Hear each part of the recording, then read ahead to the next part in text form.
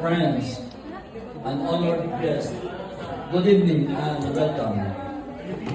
It is truly a joy to see everyone gathered here tonight as we come together to celebrate this special Christmas event.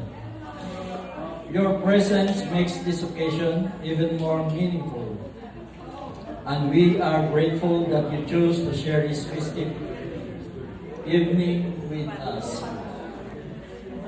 Our community here in Southern California is more than an association. It is a family built on the tradition, values, and pride of our beloved San Nicolas.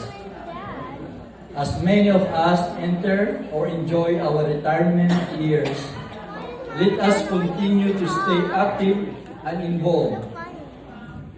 Your participation keeps our camaraderie alive, strengthens our friendship, and allows us to enjoy richer, more meaningful moments together.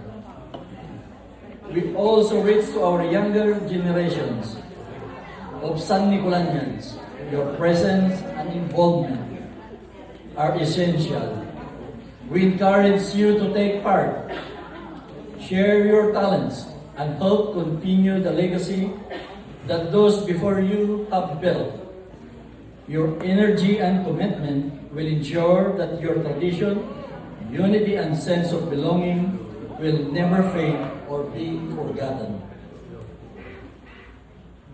You are the bridge that keep our community thriving for generations to come.